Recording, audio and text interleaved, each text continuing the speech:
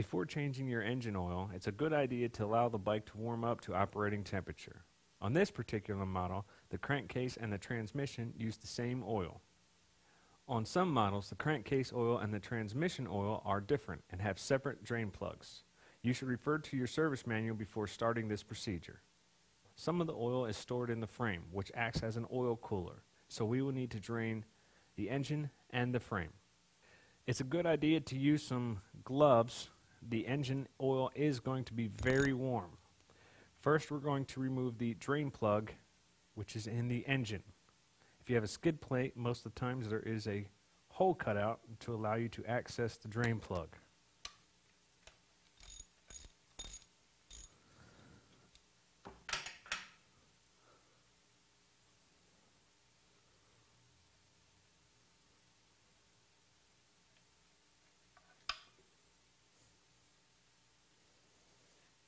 Next, we are going to remove the frame drain plug.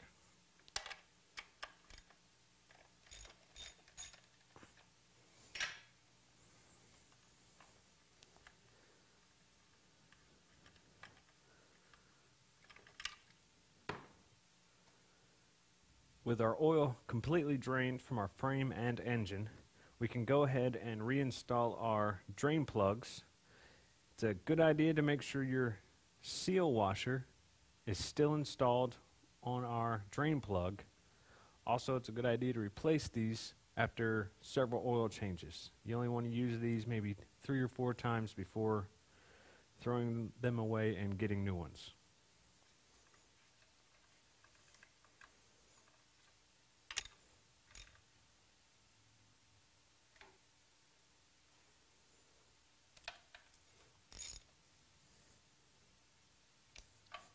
Next, we are going to remove the oil filter. Take note that there is an arrow facing upwards on this cover. This is the way it needs to be reinstalled. You want to loosen the 3 nuts first before removing them.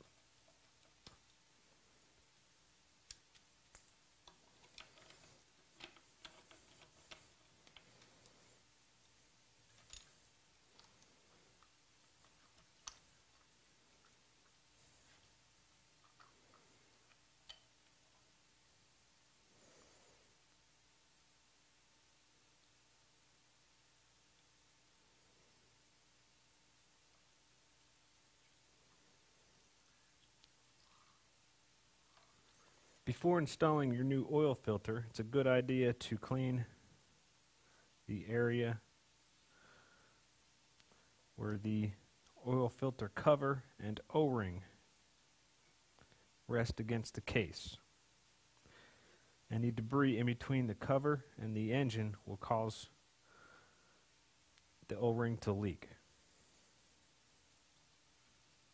Also, you can wipe out the old dirty oil. Before installing your new oil filter and the cover, it's a good idea to clean the cover thoroughly and clean the O-ring.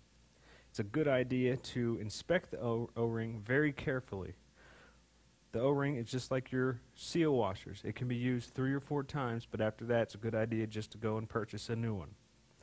On this particular model, there is a spring in the cover.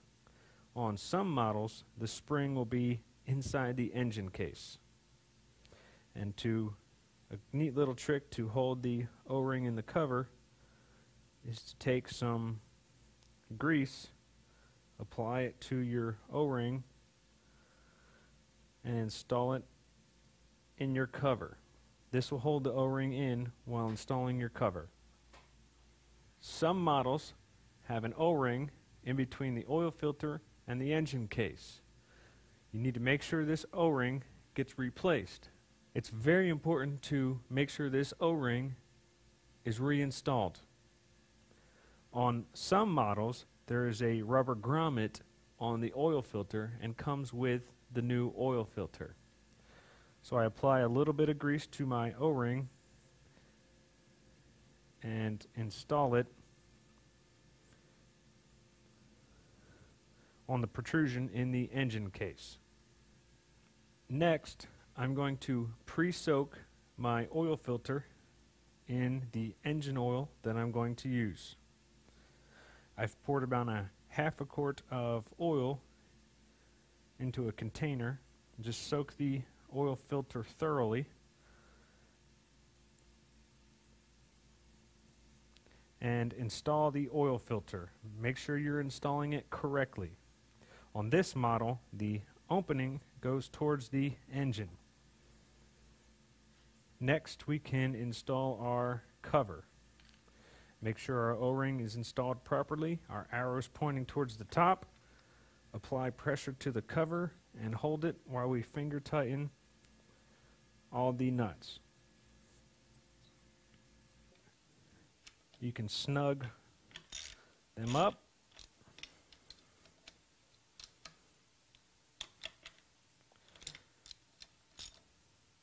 And tighten to your proper specification. On this particular model, there is only one engine fill, which is on the frame.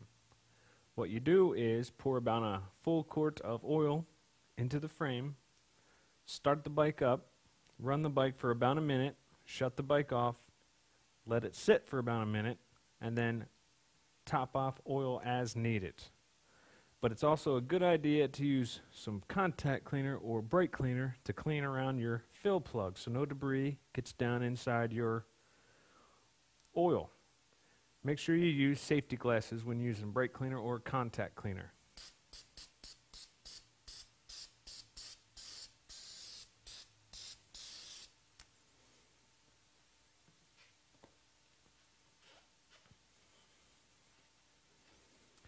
Now we can go ahead and remove the fill plug.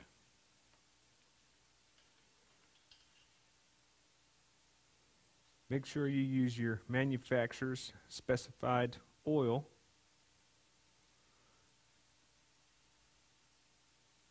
And slowly pour in about 1 full quart of oil.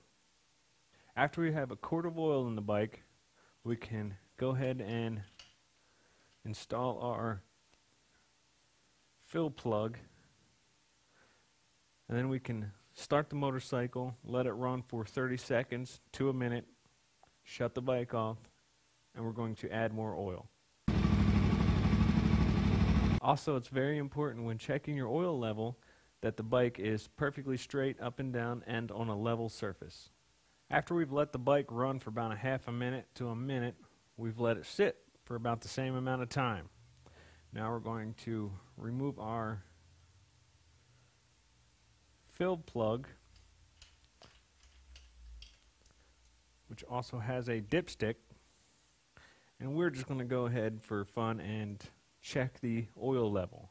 Nothing should register on the dipstick. Take note, with some models, you just simply rest the fill plug and dipstick without threading it in to check the oil level. Other models, you thread it in to check the oil level. Refer to your owner's manual to find out which one your model bike is. There is no oil on this dipstick. This is the way it should be.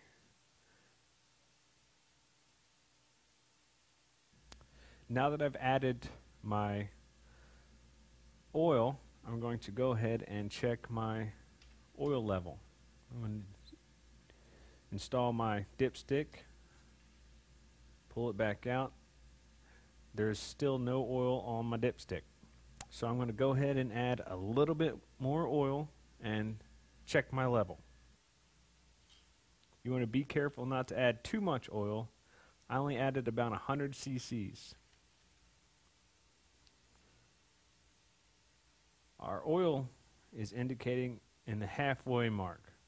So what I'm going to do now is run the bike to its operating temperature, shut the bike off, allow it to sit for about a half a minute, and recheck our oil level. We're still about halfway between our hash marks, so we can go ahead and top it off with a tiny bit of oil.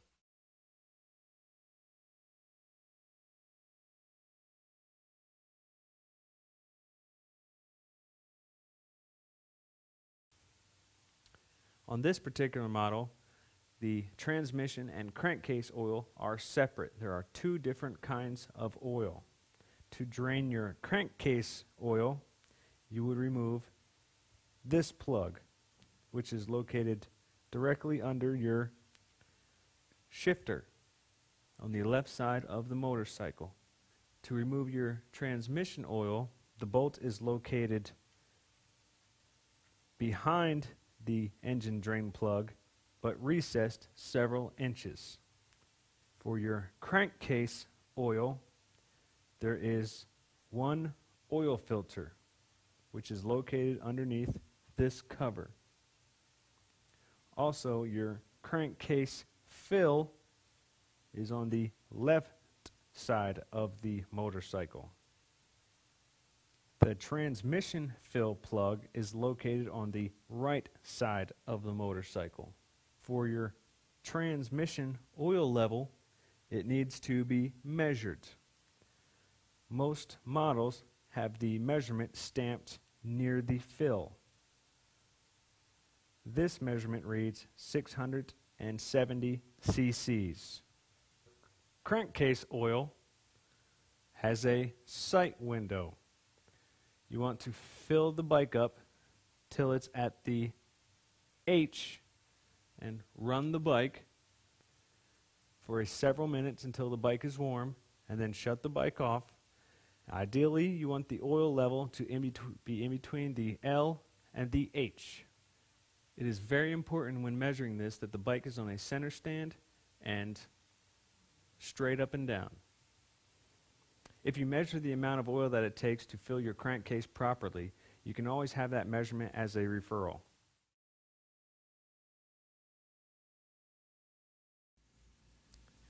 Now, cleaning your air filter. Gaining access to your air filter, there are several different ways. The most common is removing your seat to gain access to the air filter and removing it from the top. Some models you can remove from the side, like this model.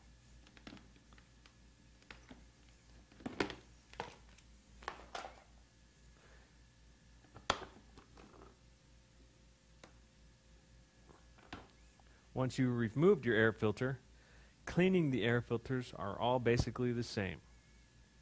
Before cleaning your air filter, you should really know what kind of air filter oil has been used on your air filter.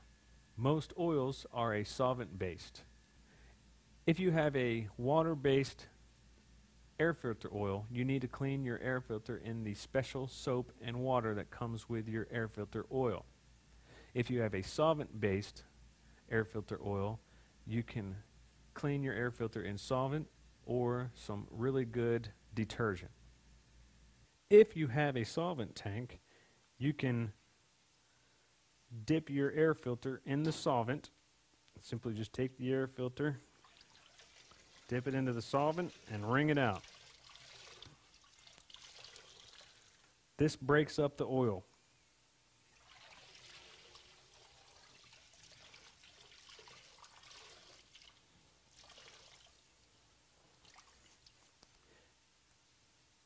After I've dipped my air filter in solvent, I like to go over to a bucket with some very good detergent and finish cleaning the air filter.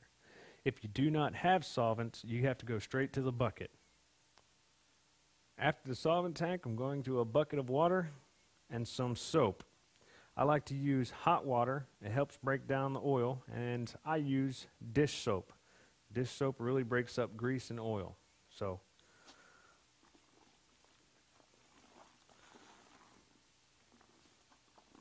you can do this in the sink, but my wife makes me use a bucket in the garage.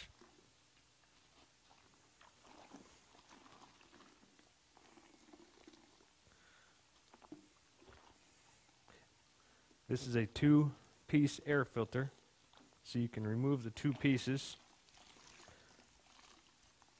Just simply keep dunking the filter and wringing it out.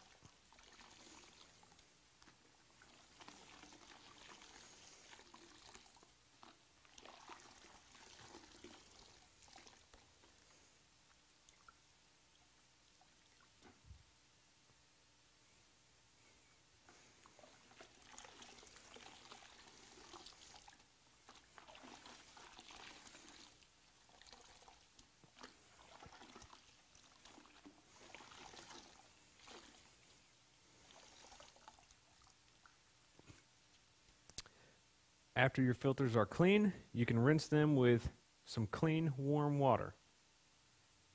After you've thoroughly rinsed your air filter needs to dry completely before installing new air filter oil. Now that our air filter is dry, we're going to go ahead and assemble the two-piece back together. If yours is a one-piece, you can simply get right into oiling your air filter.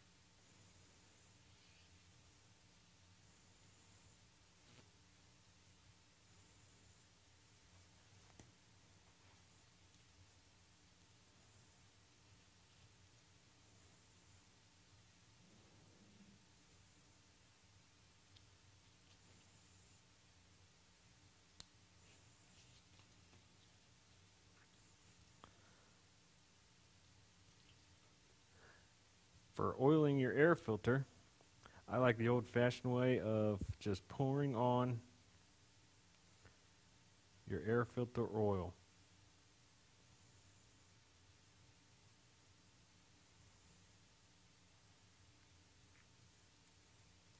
I definitely like to use my rubber gloves for this because it is very messy. And just squeeze the oil into the filter.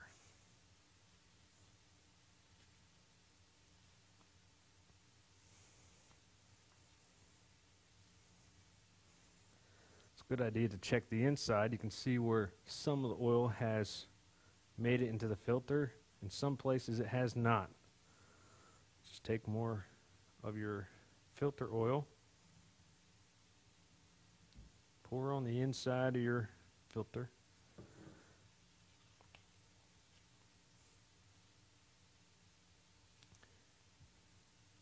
You want to make sure that the oil is all the way through the air filter and spread evenly throughout the air filter.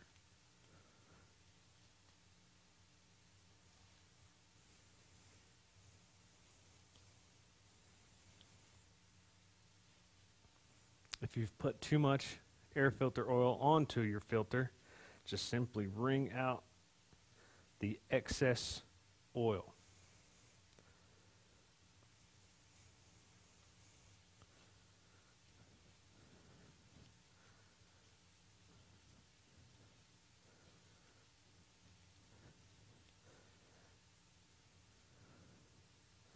Once your filter is thoroughly oiled, we're going to install our air filter cage.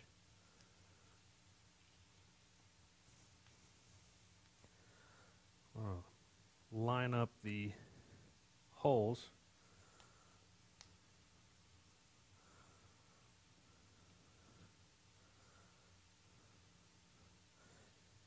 And it's a real good idea to take some grease and run around the lip of your air filter.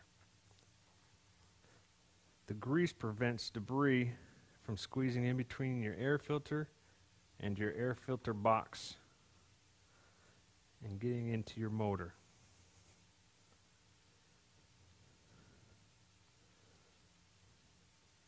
Now we can install our air filter.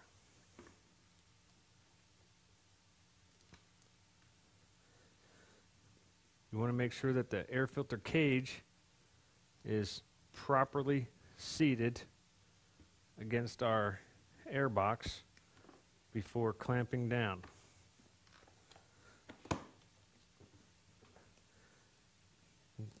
Once it's clamped down, it's a good idea to double check to make sure there are no gaps in your air filter and the air filter box.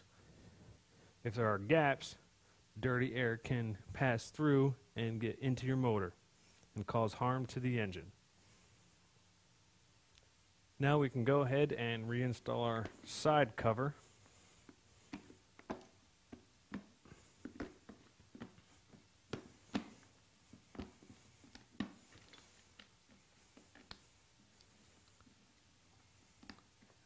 And we're done with our air filter.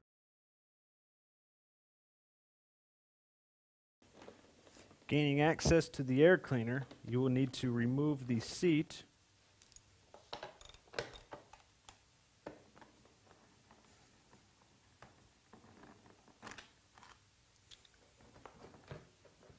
we need to undo the wing nut at the back of the air filter. Once loosened, pop the air filter off.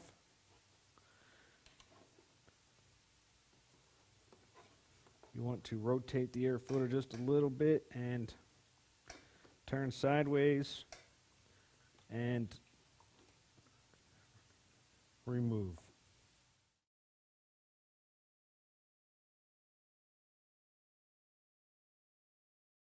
Reinstalling your air filter, take note to the tab.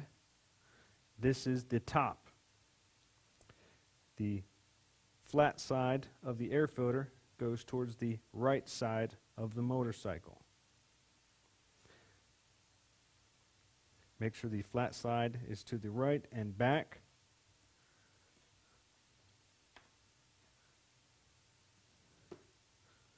Slowly work the air filter back into the air box.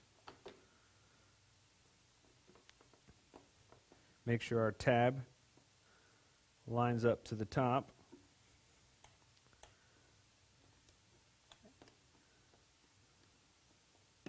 And install our wing nut.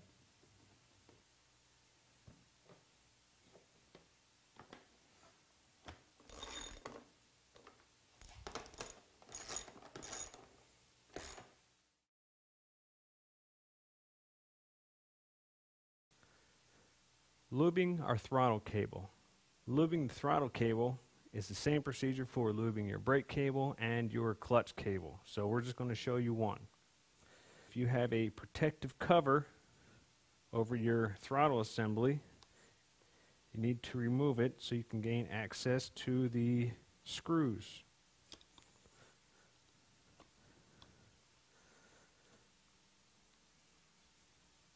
So you peel back your cover, and there'll be some Phillips head screws in the top of the assembly. Simply just remove the screws. This particular one has 2 screws, and what I'm undoing is just the actual pulley cover in the throttle assembly, which is usually a small cover. And on the back side is a pulley. This transfers the cable going in from the side to a 90-degree turn and down to the throttle assembly. After we've got our cover and our pulley off, we can remove our throttle cable from our throttle assembly. We can undo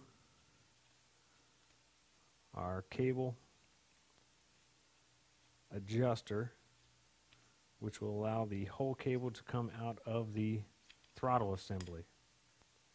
A good way to lube your cables is with a cable luber. This little contraption just clamps onto your cable, and you can squirt your cable lube from an aerosol can into your cable. On this particular model, we would need to expose just the cable and its housing. So we have to pull back the adjuster and install our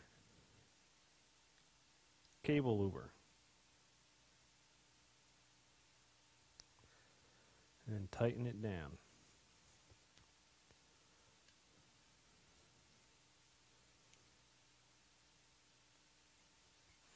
Sometimes you need 3 hands to get all this going. Your cable lube, or your penetrant, whatever you choose to use, you can install the plastic hose that comes with it and then finish tightening down your cable luber. And then just simply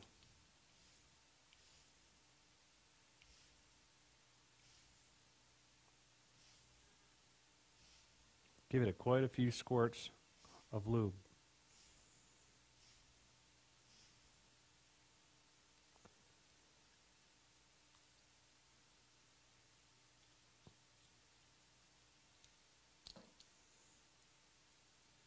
And just actuate our cable. And now gravity's going to do the rest and allow the penetrant or your lube to work its way down the cable. Before reinstalling our cable, it's a good idea to clean out the insides of our throttle assembly. If you have some compressed air, you can also use the air to blow out any loose debris from inside your throttle assembly. I do not recommend lubing the throttle tube because the throttle tube attracts a lot of dirt, and with the lube in there it will attract even more dirt and cause the throttle assembly not to move freely at all. It can do more harm than good. Now we can reinstall our cable into our housing.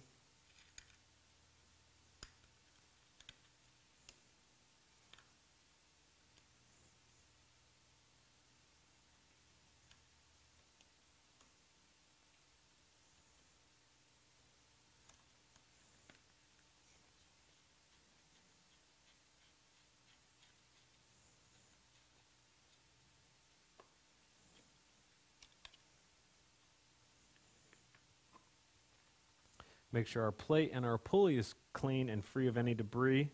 You can apply a little bit of lube to your pulley. Make sure your cable is installed onto your throttle tube, and very carefully install the cover, making sure the cable is in the pulley groove.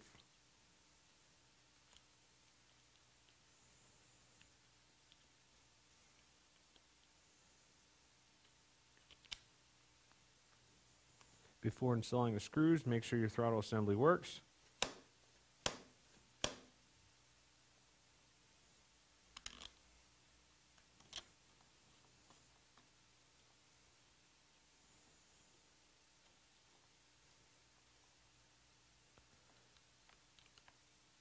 You just want to make sure that the screws are snug and not over tight, because they will cause the pulley to bind. Make sure our throttle moves freely. Reinstall our protective cover.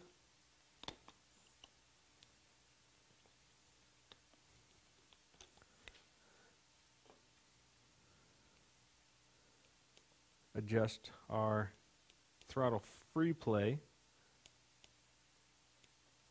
What you're looking for is about 1/4 inch of movement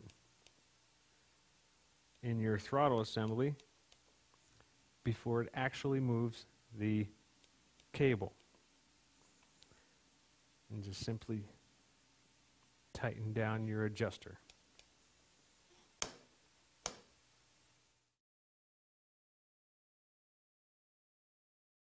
Checking for loose spokes. One good way is to just squeeze the spokes, looking for excess movement in the spoke. If you notice, this one has excess movement. Another good way is to use your wrench or a screwdriver and tap on the spoke and listen for the sounds. A tight spoke will make a high-pitched sound.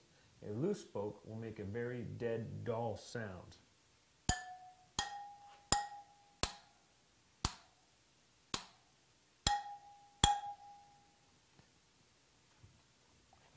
So now we're going to tighten our loose spoke.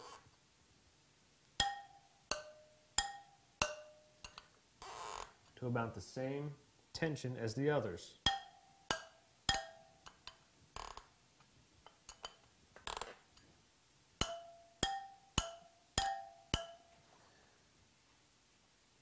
Once you've tightened it to the sound is about the same, you can keep checking the rest of your spokes.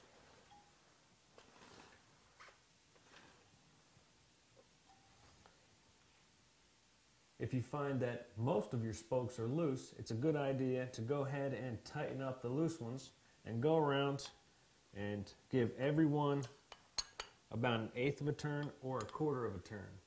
Giving every spoke the 1/8 or 1/4 of a turn will keep your wheel in true. If you notice that your rim has a very bad bend or a wobble, it's probably a good idea to take it to a shop and have them true your wheel.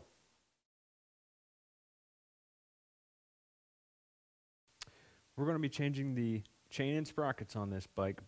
It's a good idea to change both front and rear sprocket and the chain at the same time. The first step is, if you have a chain guard, to remove the guard.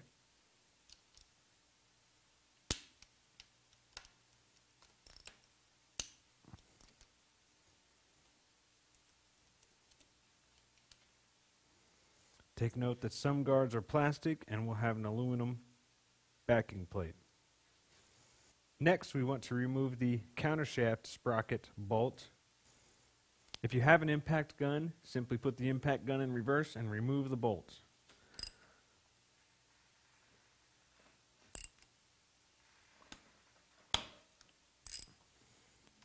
If you have trouble removing the bolt, you can also apply pressure to the rear brake. The brake will hold the rear tire, and you can remove the bolt. Before removing the master link and the rear tire, I'm going to raise the rear of the bike up off of our rack so our tire spins freely. Once your rear tire is off the ground, you can rotate the tire until your master link is at the top of your rear sprocket. Once the master link is at the top of the rear sprocket, you will notice the open end of the master link should be facing the rear of the bike. This is very important. This is the way it needs to be reinstalled. Using a flat blade screwdriver, place the screwdriver against both sides of the master link, and give the screwdriver a good whack. You can see that the master link has popped off. Now we can use a pair of small needle nose to remove the master link.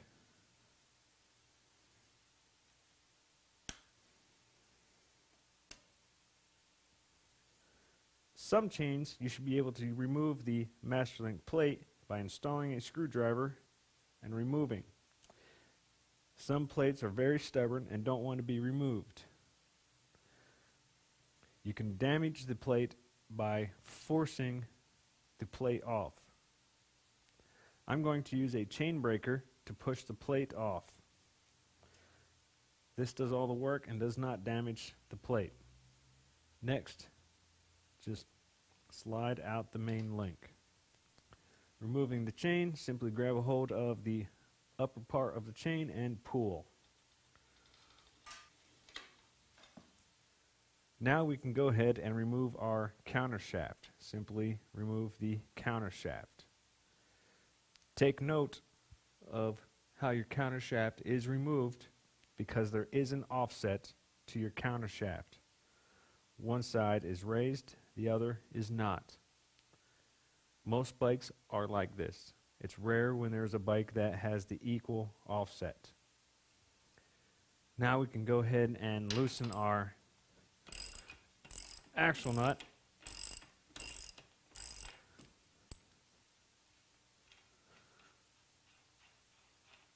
You want to remove the nut, your washer, if applicable, and spacer. Take note which way the spacer faces. On most bikes, there is a direction. Using a rubber mallet, you do not want to use a steel mallet, either a dead blow or a rubber mallet. Just give the axle a good whack. If your axle is properly greased, the axle should slide out with minimal force. Simply lift up on the tire, rotate, and pull the axle out. Now the tire and wheel should remove very easily. Before removing your rear sprocket, you can place your tire and wheel assembly on your bench. It's a good idea to use some wood underneath one side or two sides. That way your brake rotor is not bouncing off of the bench while you're working.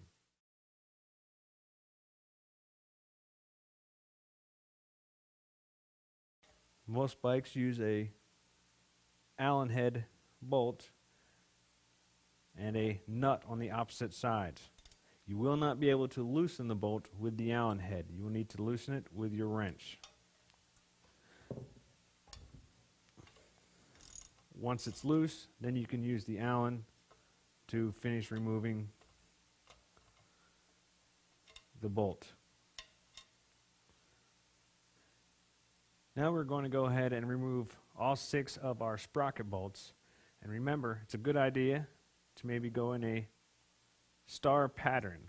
Once you've removed all your sprocket bolts and nuts, we can go ahead and remove our sprocket. Next, we're going to clean the mating surface of our hub for our new sprocket. You can use some brake cleaner to clean the mating surface of the hub. When using brake cleaner or contact cleaner, make sure you use your safety glasses. You just spray a small amount and use some Scotch-Brite pads to go around and thoroughly clean the surface. You do not want any debris in between the sprocket and the hub.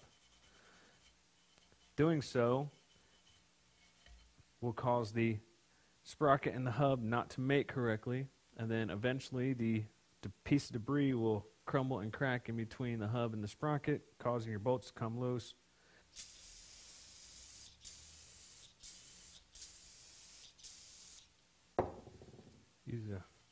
Use a rag, wipe off our surface.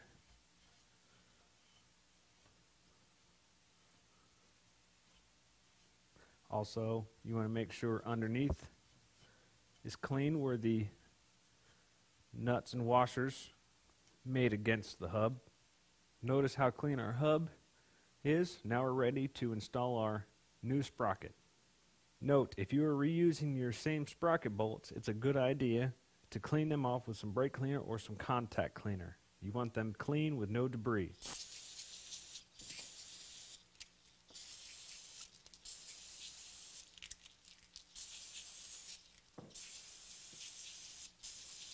Also, you want to clean your washers and the nuts.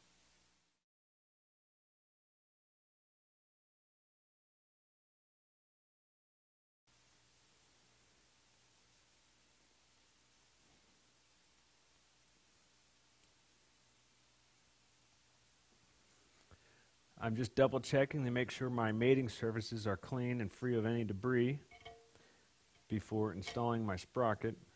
Simply lay your sprocket onto the hub, line the holes. Now we can install our bolts. Just lay all of your bolts down into place. These are self-locking nuts, and the self-locking portion of the nut goes towards the outside. You can tell the self-locking either is a nylon edge on the nut or some serrated fins. These are the serrated locking nuts. Also, I'm going to apply Loctite to all the threads. Now with our Loctited nut, install our washer, work the nut and washer underneath the bolt, and just use the bolt to finger tighten. Install the rest of the washers and nuts. Go in a star pattern and just snugging up each one.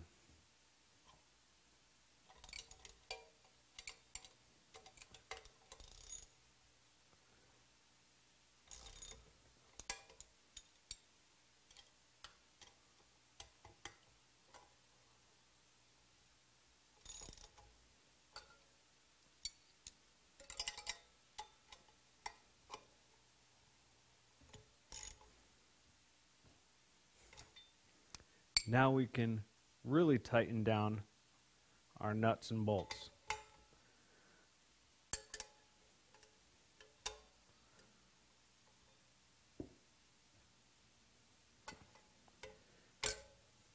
Next, we just keep going in our star pattern and tightening down with some good force.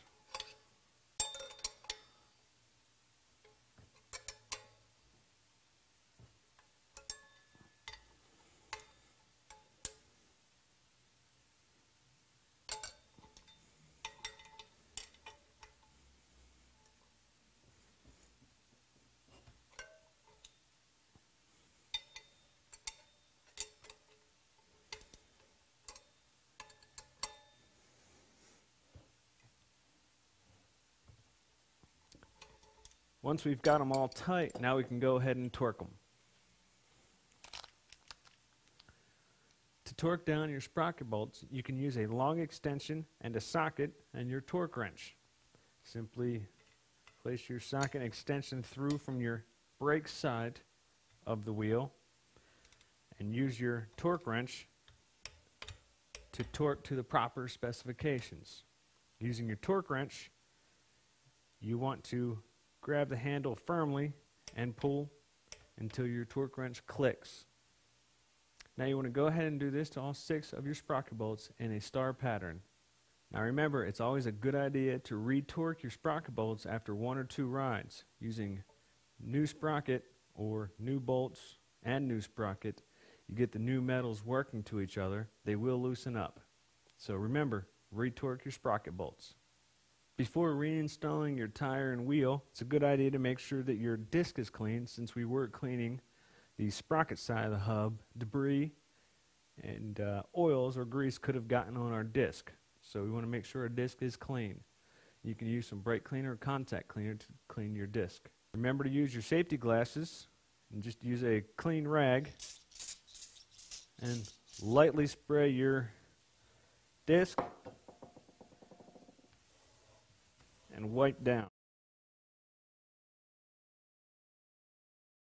Simply remove your wheel spacer, and you can use a rag with some contact cleaner if need be. Remove any of the old grease or debris from the spacer,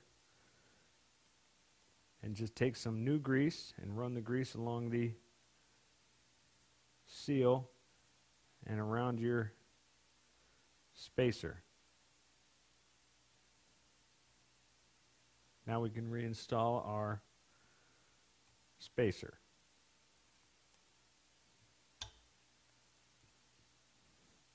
Now I'm going to go ahead and do this to the opposite side.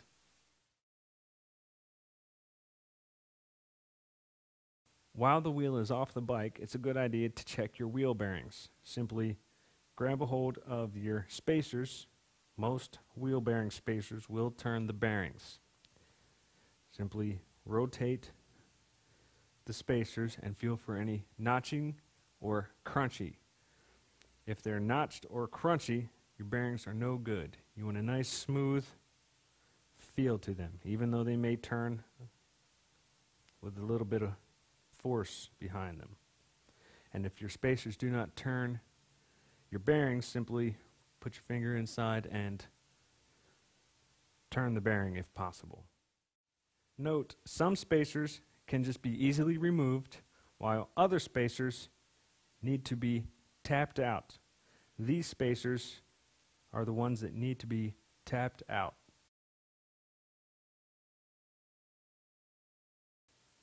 Before installing your tire, you want to make sure your chain adjustment area is clean of any debris on your swing arm.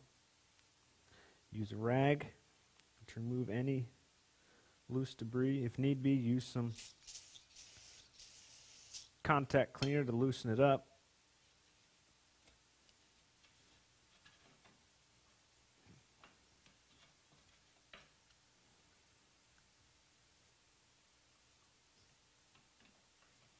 It's a good idea to clean your axle of any debris and re-grease. Use some contact cleaner to break the debris up. Okay, now I can re-grease the axle and we're ready for install. Just work the grease all over the axle. You only need a thin film. Next, we just reinstall the wheel.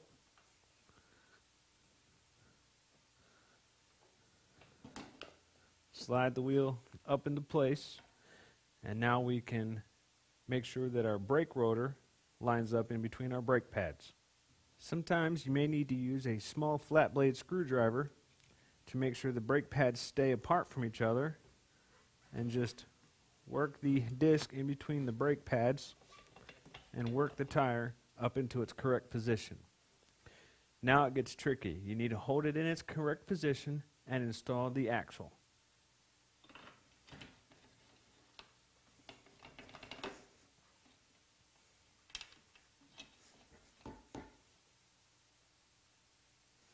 making sure that our spacer or collar is clean, free of debris. We're going to install in its correct position. Install our washer. Clean our axle nut. And we're only going to install this finger tight for now. Install our new countershaft sprocket. Sometimes it takes a little bit to get the teeth lined up.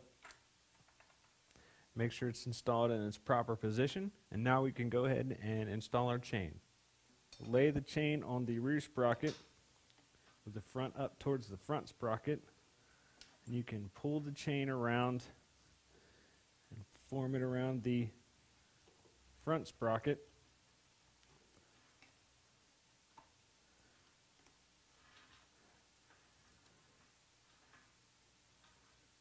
Until you can reach it from underneath the swing arm.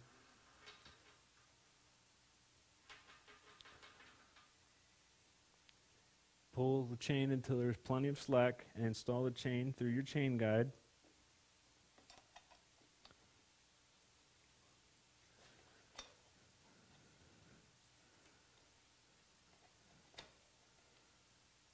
After installing your chain, next we can loosen our chain adjusters. Loosen the lock nut first and back it all the way out. Then we can take our actual chain adjuster and turn it in. I'm going to go ahead and do this to the opposite side. After loosening our chain adjusters, slide your tire and wheel all the way forward and reset your chain on the sprocket. With the tire and wheel assembly in its forwardmost position, I have an inner link and an inner link next to each other. This means my master link would fit. The next inner link that I would have would be this link, and in this position the tire is too far towards the rear of the motorcycle. This is not the link I want to cut. Move it back forward. Set the chain in position. This is the link I need to cut. The most common way is to grind down the peened pin and then use a chain breaker, and the link will remove very easily. So I'm going to go ahead and use my Sharpie and mark this link. This is the link I need to cut. If you have a portable grinder, you can simply fold the chain back, use a zip tie to zip tie the chain to the sprocket. And now we can go ahead and grind these peened pins. If you do not have a portable grinder, you will need to remove the chain and use a bench grinder. If you do not have a portable grinder or a bench grinder, you can use a file. This procedure will just take a lot longer. Make sure you use your safety glasses and be very careful.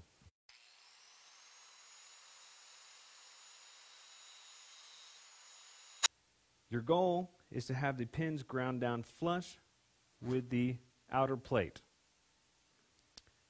Most chain breakers work in the same fashion.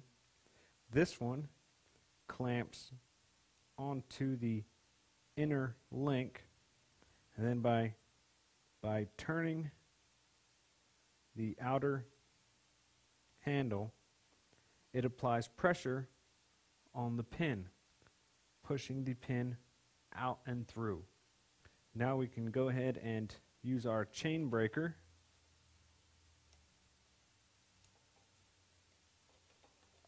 to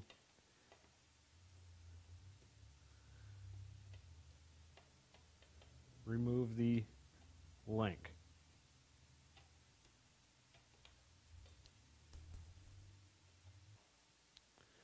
With our chain reinstalled, now we can go ahead and install our master clip. If you have a non-O-ring chain, you would simply install your master link through the back side of the chain. Since this is an O-ring chain, I'm going to slide one O-ring onto each pin. Our chain also comes with master link grease. Put some grease on both of the pins.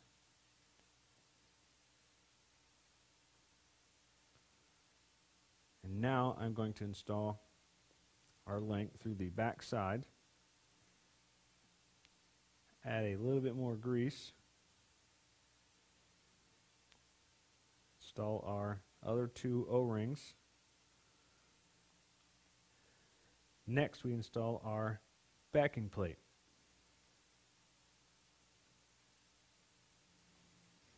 You may need to press the plate onto the master link. You can do this with a pair of pliers, vice grips, or the special tool, which is the chain press. Using vice grips, you want to make sure that the jaws of the vice grips just push on the plate and not on the pins. You may need to adjust positions several times to evenly push the plate on.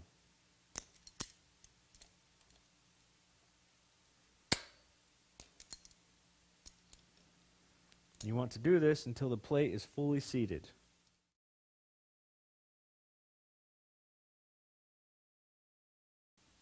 Set the master link clip over the forward pin and slide backwards.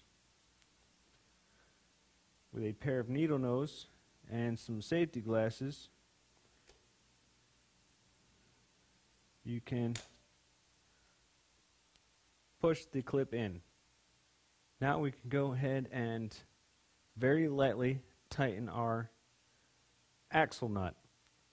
Make sure your tire and wheel assembly is pushed all the way forward.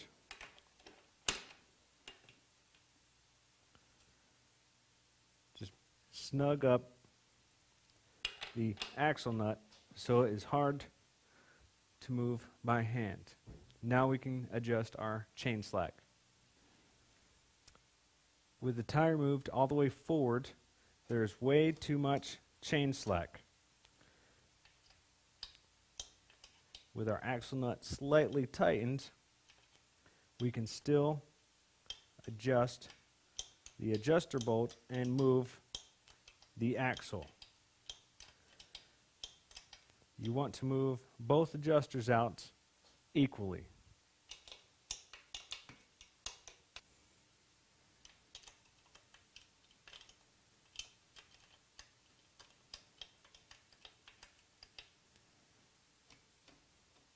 If you do not know the OEM specification for your chain slack, the good old-fashioned rule is 3 fingers.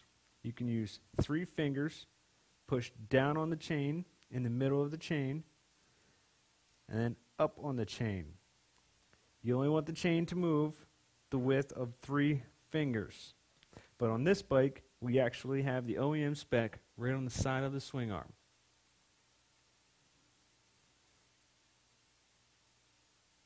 We want to continue adjusting our adjusters outwards until we achieve our proper chain slack. And remember, you want to adjust both tensioners equally. Also take note, on most bikes there will be hash marks on the swing arm and on your spacer on the axle. These hash marks are to get your proper rear wheel alignment. Now remember, your hash marks will be on the left side of the swing arm, also on the right. You want to set both hash marks to the same position. And also you can double check by measuring from your center of your axle to the center of your swing arm pivot. This will give you perfect rear wheel alignment. You want to make sure the measurement is the same on both the left and right side of the bike. Once you have your proper chain slack and your adjusters are both equally out and your rear wheel alignment is correct, we can go ahead and tighten our axle nut. One good way to make sure our axle is tight with our adjusters is to use a Phillips screwdriver, install it into the rear sprocket, and rotate the rear tire backwards until tight. This draws the axle forward into the adjusters.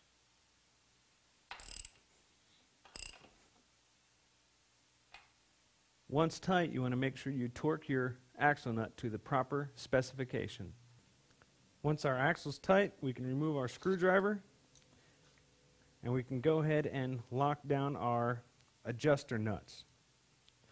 Simply use one wrench to hold the adjuster and the other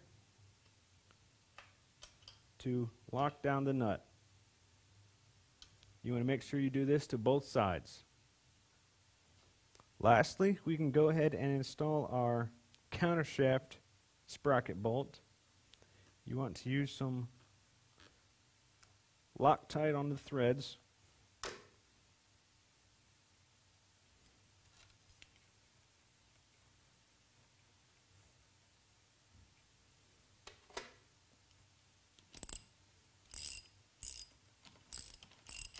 And just tighten down. And now we can go ahead and lower the bike back down on our ramp. And if needed, hold the rear brake so we can torque our sprocket bolt. With our rear tire down, I'm going to go ahead and firmly tighten. Now I'm going to go ahead and torque to our proper specifications. You may want to use a small amount of Loctite. That way it does not come off and get tangled up into your chain. And go ahead and install.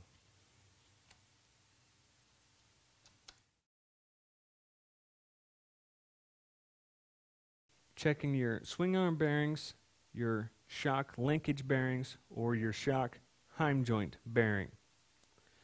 Checking your linkage bearing or your shock bearings, you would simply grab a hold of the swing arm and wiggle it or move it up and down.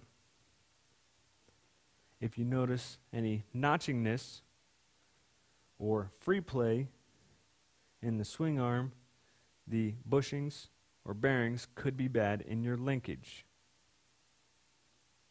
Checking your swing arm bearings, you want to take the swing arm and rock it side to side. If you notice any play, your swing arm bearings need to be replaced.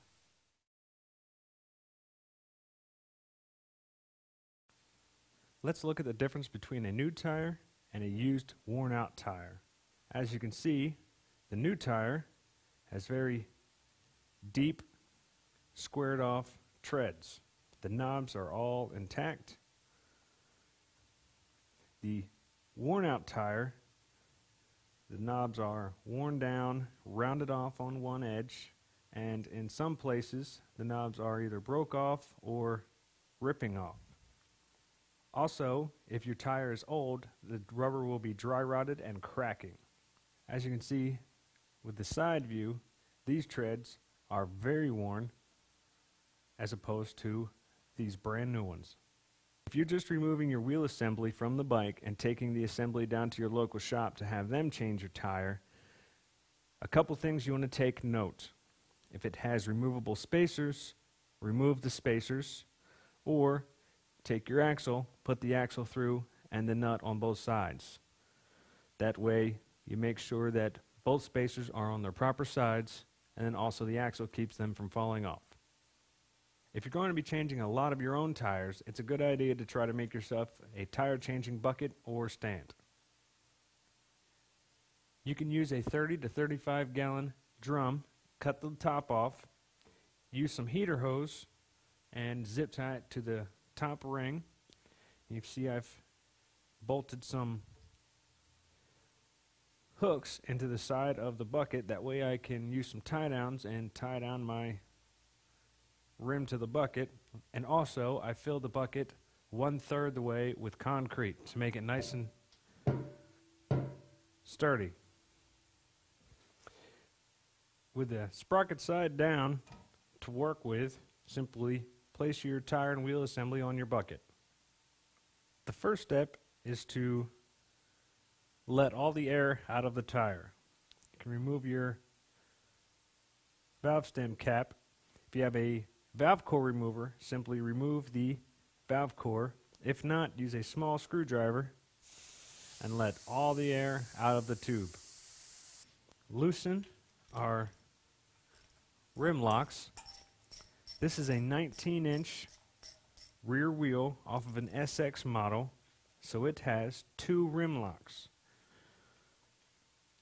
If you have an 18-inch rear wheel, you will usually only have 1 rim lock. Break the bead off the rim. Pick any spot other than where your rim locks are and wedge your tire iron in between the tire and the rim. Sometimes it's good to use 2 tire irons. And pry down. Use a little bit of lube. I'm using regular dish soap and water. And keep working around. As you heard, it just popped. This means I can go all the way around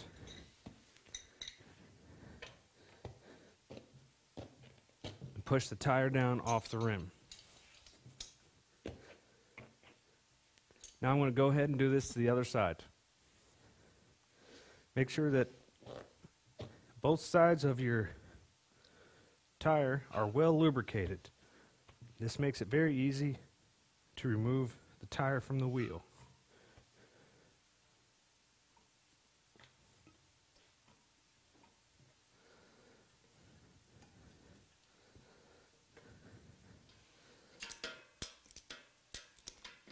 You can use a ratchet strap, or you can use your regular tie-down strap.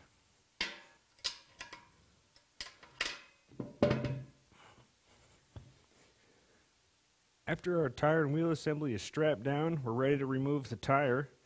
I prefer the disc brake side up, that way I don't bust my knuckles on the sprocket. I'm going to start removing the tire at the rim lock closest to the valve stem. If you have 1 rim lock, you will still start in this position. Since I have 2 rim locks, I'm going to leave this one intact, but I will be removing this rim lock. So I'm going to go ahead and remove the rim lock nut, and I'm going to start very close to the valve stem, about 4 inches away from my rim lock. I'm going to insert my tire iron with the scoop facing that way to grab a hold of the tire. Once I've grabbed a hold of the tire, I need to make sure the rest of the tire is in the drop center of the rim. The drop center is the very center of the rim. So applying pressure with your tire iron, use your other hand to make sure the tire falls into the drop center.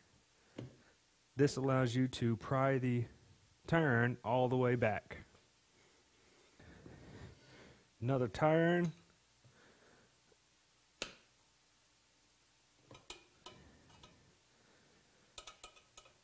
I like to use 3 tire irons to remove a tire.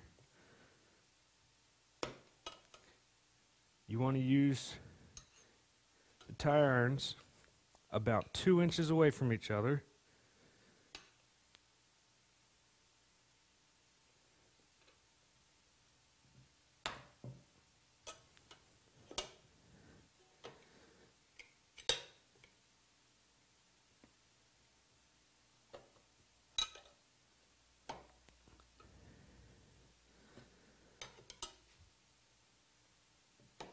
After you get about 1/3 of the way around, the tire will get easier to remove.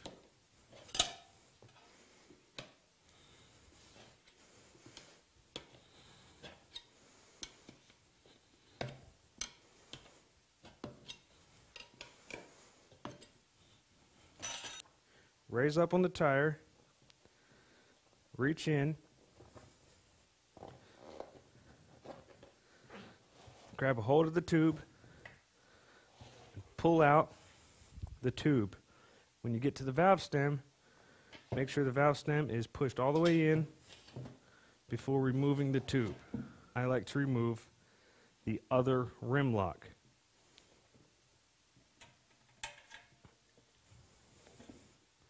This is a rim lock.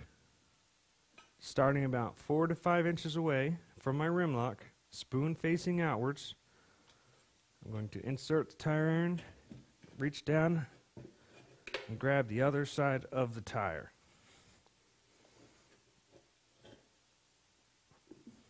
Make sure the tire bead is in the drop center, and we're going to do the same process every 2 inches with a tire iron and remove the tire.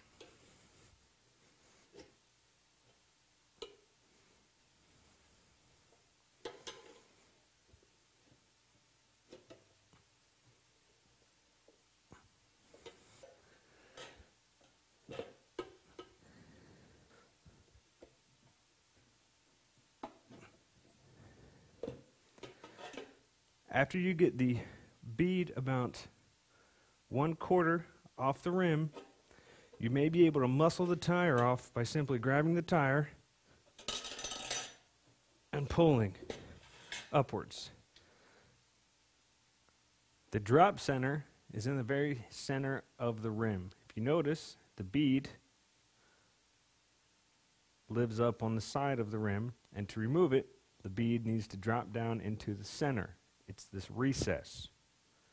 Also, your rim lock or bead lock basically locks the bead of the tire to the rim.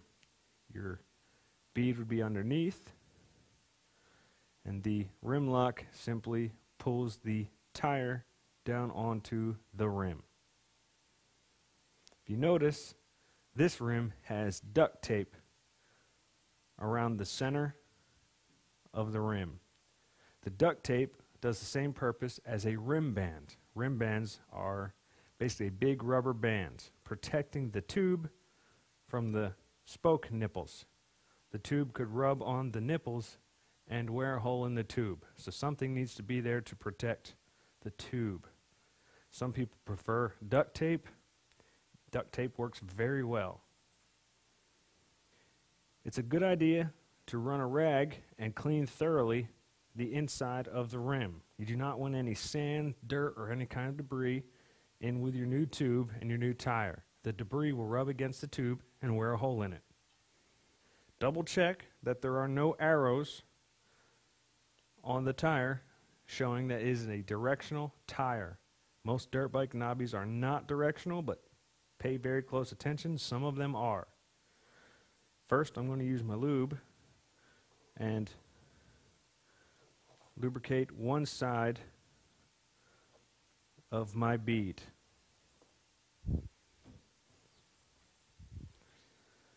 Now I'm going to flip it over,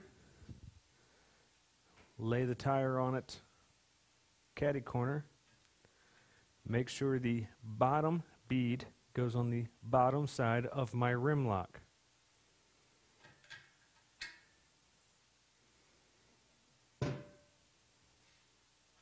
I like to stand on the side where my rim lock is, put a little pressure, weight against the tire, and push the tire onto the rim.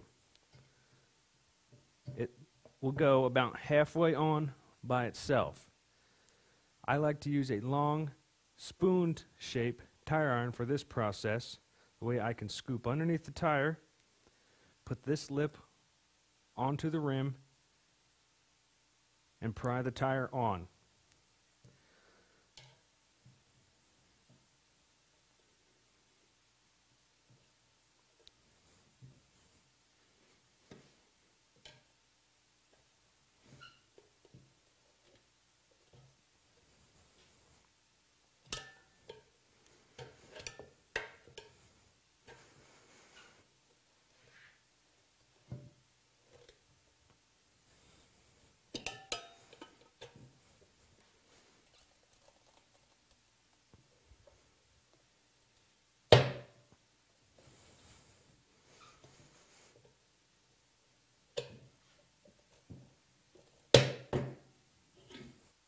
If you're going to reuse your old tube, it's a good idea to thoroughly inspect it, especially around where the valve stem area. You notice that there will be some rust and maybe even some dry, cracking rubber. If it's dry, cracked, or very rusty, I would throw the tube out and just get a new one. Also, look for any parts of the tube that look like they have been rubbed on constantly. If there's any excessive rub marks, I would just throw the tube out. Some people like to install the tube with no air. I like to install the tube with a little bit of air.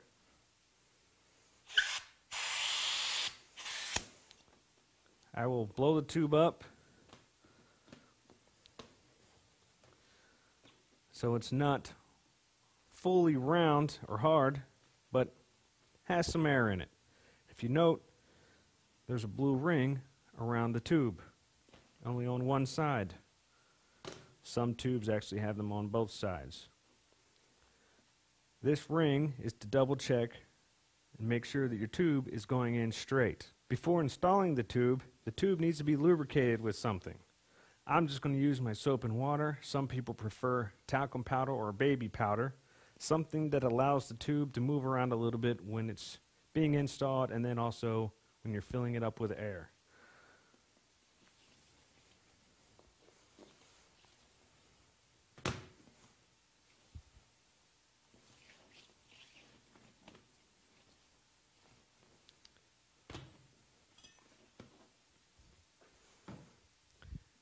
Now I install my valve stem in first. Simply lift up on your tire and push the tube in. I will put about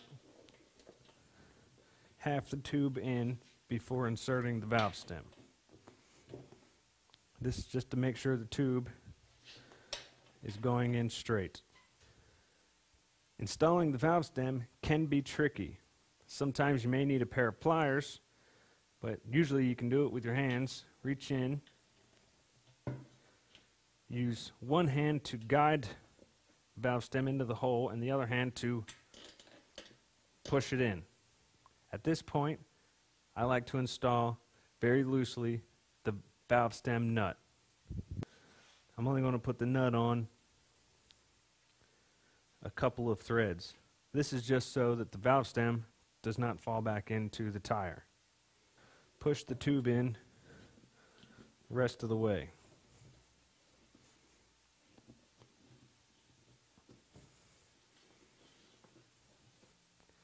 Installing your second rim lock if you have dual rim locks. You can do this before you install your tube, or you can do this after you install your tube. Simply lift up on the tire, and you'll want to, if your tube's already in, make sure the tube is on the back side of your hand, and then work the rim lock into the tire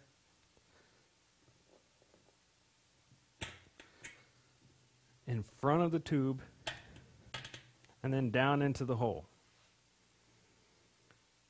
Now I'm going to install my nut, just a couple of threads just to make sure it does not fall back into the tire. Make sure my tube isn't being pinched. Next, we can double check our blue line. You want to make sure you see the blue line all the way around. You do not want the tube to be kinked inside the tire.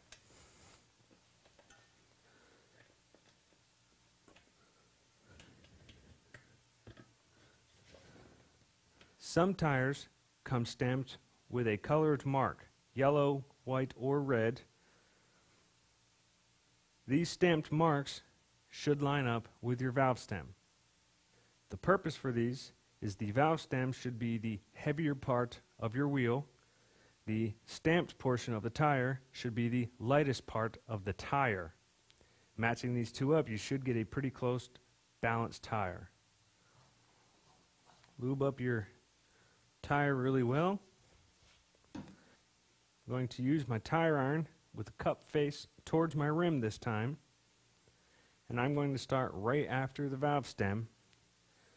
You want to be very careful not to pinch the tube in between the tire iron and the rim.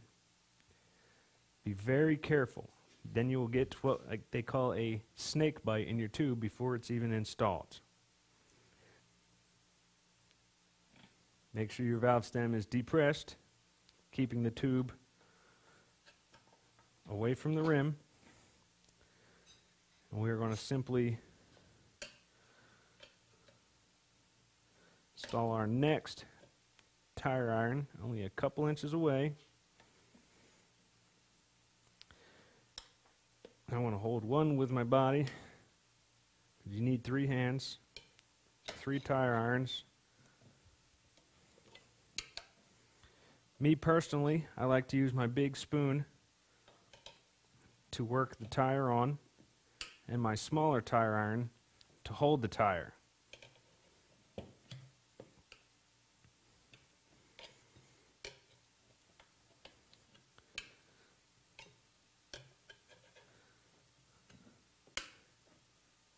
At first, you can take about 3 to 4 inch bites with your tire irons. The closer you get to the end, you may need to take smaller bites.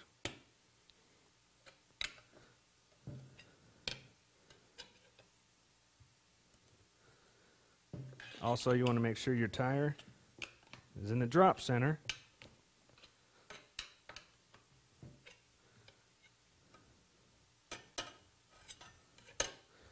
Still being very careful not to pinch the tube in between the rim and tire iron.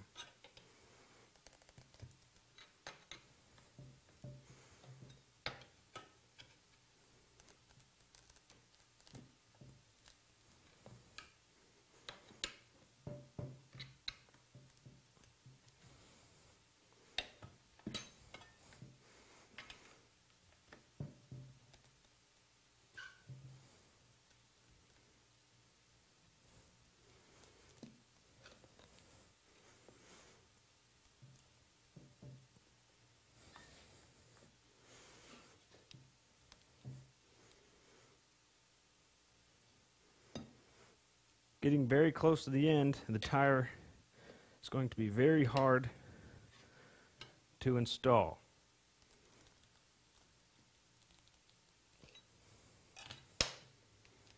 The last little bit, you should end up at your valve stem and your last rim lock. Make sure they're both depressed in. Use your tire iron to do the last pull. Now I'm going to thread my valve stem nut down a little farther.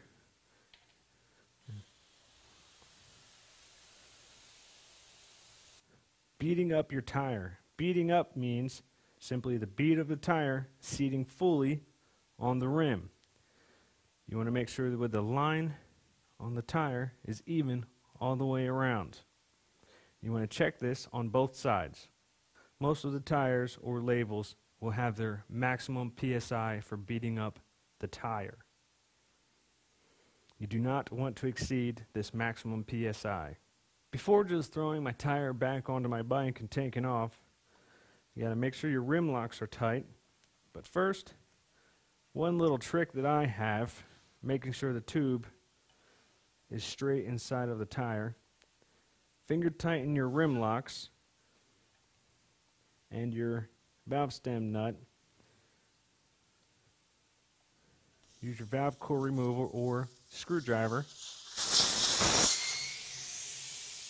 and let all the air out of the tire.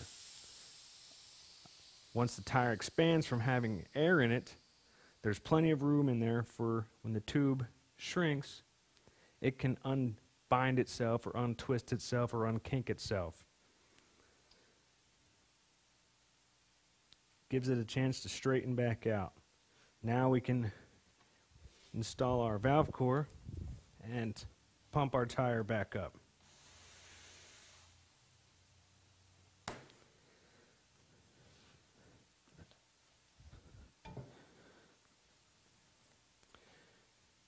Most dirt bike running pressures, PSI, is about 15 to 18 PSI. Some motocross applications you may want to run 12 to 14 PSI. For normal riding, 15 to 18 is good. You should check your owner's manual for its specifications. Make sure your rim lock or rim locks are tight, and also the nut on your valve stem.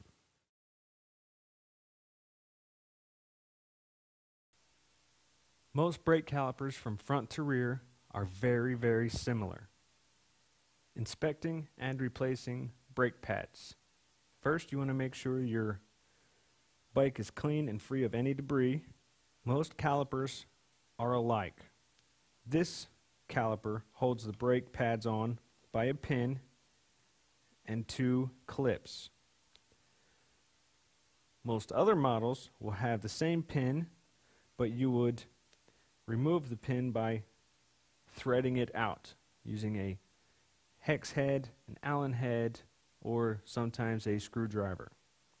But basically they're the same way, same pin. To remove these clips, I'm going to use a screwdriver to pop them out.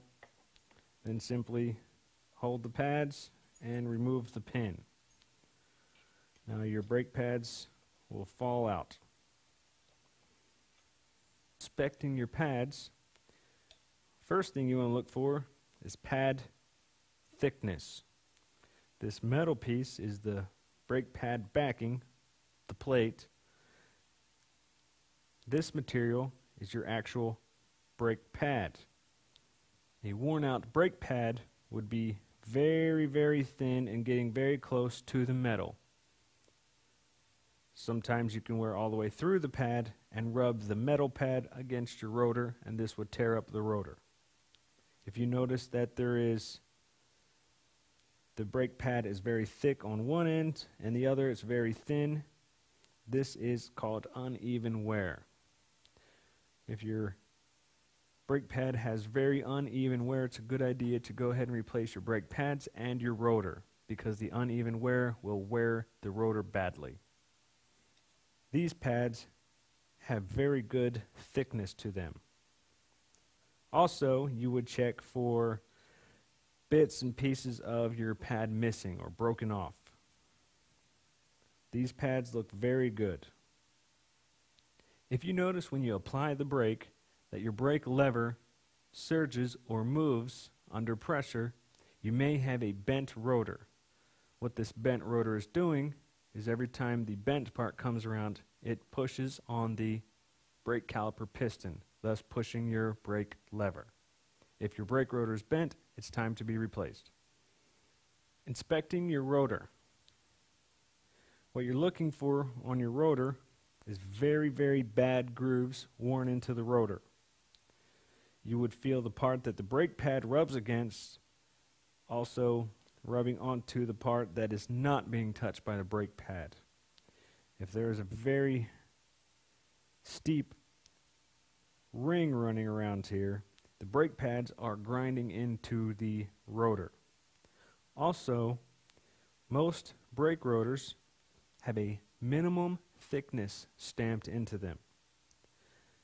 This minimum thickness is where the brake pads touch. You would measure how thick the brake rotor is. If the measurement is below the minimum thickness, it's time for a new rotor. Removing your rotor, you would do the same as your sprocket. Most rotor bolts are just bolts, but some have a nut on the back. Just like your sprocket, you would remove the nut first and then the bolt. These are just bolts, so you would just remove the 6 bolts in a star pattern, remove the rotor, Clean the face of the hub up. Make sure the face of your new brake rotor is clean. Loctite your bolts, and then torque to your specifications.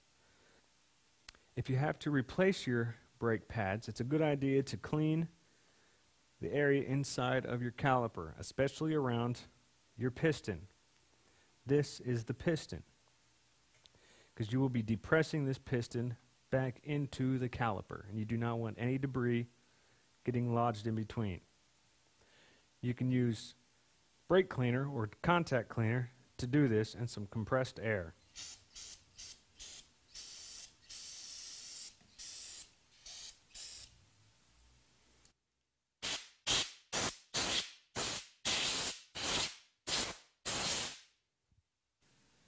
Installing new pads. These are not new pads, but I would show you what you would be doing.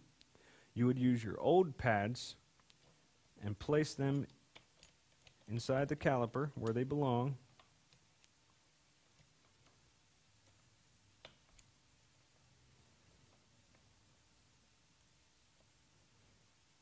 And you would take a screwdriver or two and place in between the pads and rotate or push.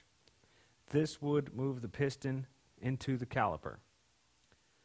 The reason for using your old pads is so that you do not damage your new pads. And the reason for moving the piston back into the caliper is that the new pads are a lot thicker and they need the space for the rotor to be installed in between them. When trying to depress the piston back into the caliper and you're having a very tough or difficult time, you may need to remove the cap on your brake reservoir. What you're doing is pushing the oil or fluid out of the caliper and up into the master cylinder. Removing the cap relieves the pressure. On this particular model, this is the rear master cylinder, and this is the master cylinder cap or cover. On some models, the caps vary slightly.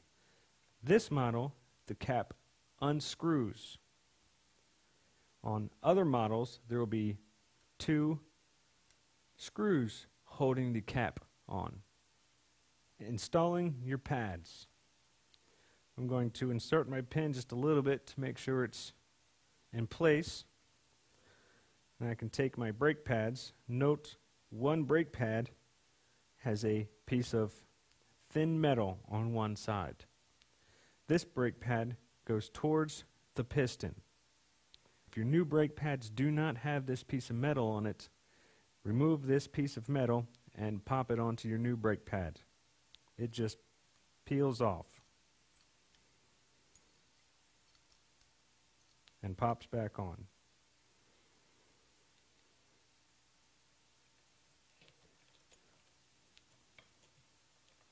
You want to insert your brake pads and push the pin through.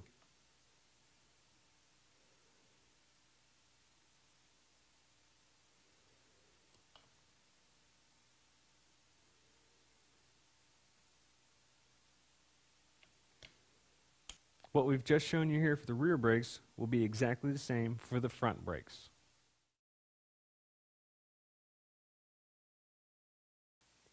Bleeding and flushing the brakes. This procedure will cover all hydraulic brake systems. This application also can be applied to the front and the rear. Brake fluid should be changed at least once a year. Reasons for bleeding your brake system is to remove the air from the fluid. Signs of air in the fluid are a mushy or a soft brake. This procedure will cover bleeding and flushing at the same time. The first step is to remove the brake reservoir cover. If you have a throttle assembly in the way, be a good time to rotate it back out of the way so we can get to the screws and remove the cover.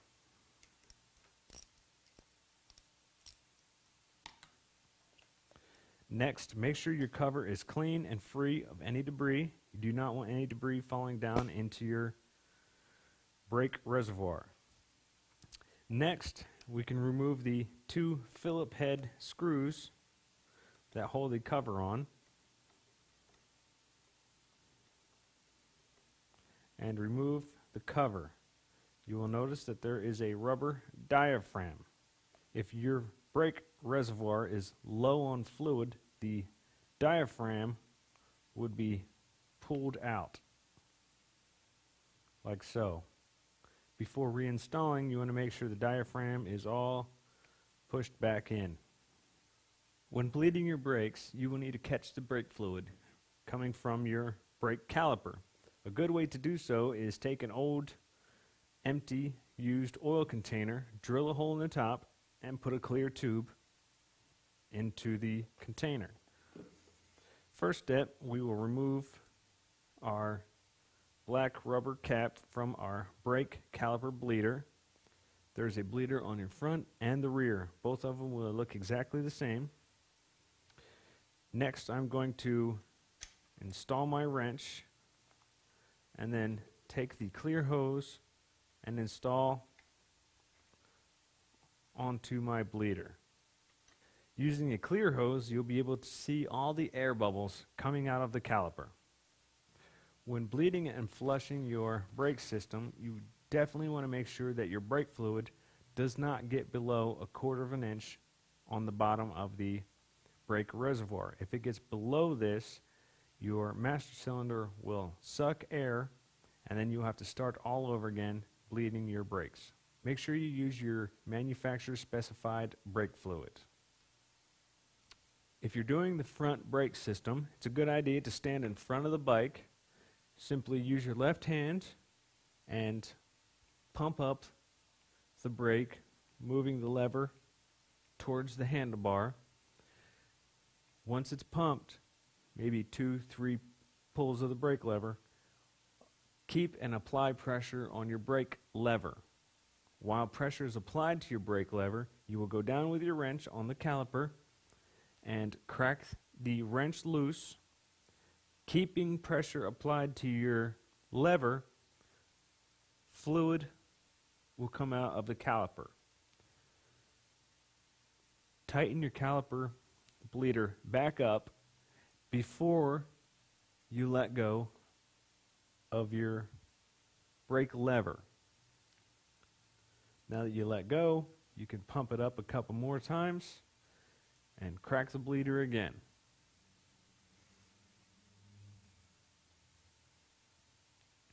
If you have air in the system, air bubbles will come out and you can see them through the clear hose. Or if your brake fluid is old, the brake fluid will look brown or a really, really dark black color if it's very old. Flushing new fluid through, you will keep doing this until all the fluid looks clean. If you're removing the air from the system, you will do this until all the air has bled out. To properly bleed or flush your system, sometimes you may have to fill your reservoir 3, 4, or even 5 times and flush it all the way through. After you've bled your system 3 or 4 times and all the air has been removed from the brake system or all the old fluid has been flushed, you will need to top off your brake reservoir with your brake fluid. Now we're going to make sure our cap is nice and clean and reinstall our brake reservoir cap. Cleaning off your brake reservoir cap, you can use brake cleaner or contact cleaner. Make sure you use your safety glasses when using brake cleaner. And simply spray off your cap, and we can blow it off with compressed air. Most brake reservoirs, at least for the front, will have writing on the top of the cap. You want to make sure that the writing faces you as if you were sitting on the bike. Install your cap. You'll notice that some excess brake fluid will squeeze out, but that is okay. Next, we can install our cap screws.